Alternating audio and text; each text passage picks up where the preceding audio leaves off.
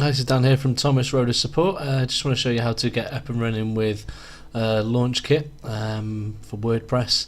As you'll see, what I've started off here with is just a blank WordPress website. Yeah, not really much to see there, so we're going to go ahead and start by installing the theme itself. Now, anyone who's used WordPress even just a little bit will probably be familiar with how the themes are installed.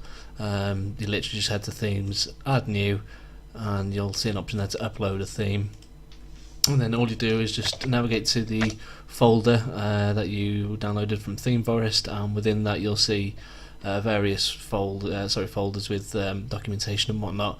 We just want the zip here, LaunchKit WP theme, and we'll hit open there. Depending on the speed of your connection, this can take a few moments.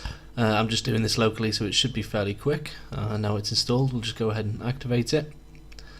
And if we take a look at the front end of the site, well, we won't really see much. Basically, we've just got a basic blog, which is how the theme acts as default.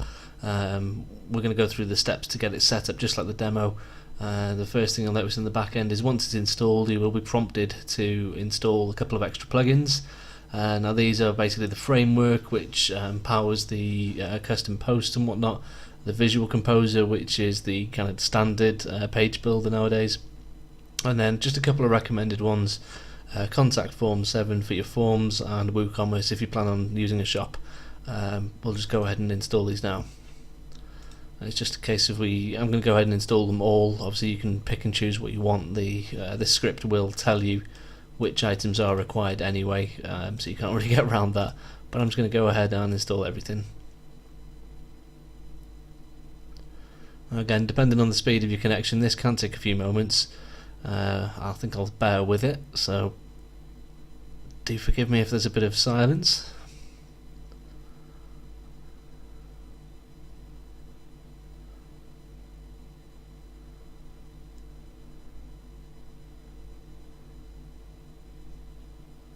So we can see here, as each one is downloading and installing, it doesn't require any input from you.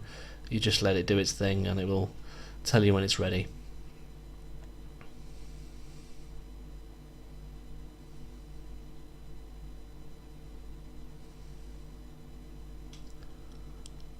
Okay, that's all done. We'll just now return to the dashboard and see what's changed. Now from the back end point of view, you can see now you've got a lot more options on the end here. From the front, because we haven't really done anything with that yet, you won't really notice much change. This is what we're going to do next, is actually import all the content from the demo. We've made this really easy for you, so it's just a case of heading to our theme options, which is handled by Appearance Customize in the admin area, and you'll see the very first option, top of the list, will be LaunchKit demo data. So if we just go into that, now basically this little bit of blurb is just telling you that the images that you would have seen in the demo aren't supplied for legal reasons, and generally warning you that this can take a little while to go through this process. Again, depending on the speed of your connection and the server and whatnot, this can take anywhere from a couple of minutes to maybe half an hour. The key point is to leave it. Basically, as soon as you click that, don't navigate away from the page, and just let it do its thing. Once it's done, you will get a notification letting you know as such, and if there are any errors, you will also get a notification as well. But yeah, I'm just going to go ahead and click the import demo data button now. We're just having a little prompt here. If you weren't following this video, you do need to make sure all of the plugins are installed prior to doing this, just to make sure everything goes where it needs to be. We've gone ahead and installed all the plugins, so we can just hit OK and let it do its thing.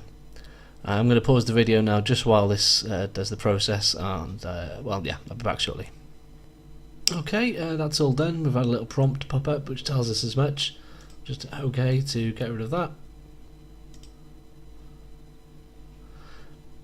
Okay, once that's imported, we can head to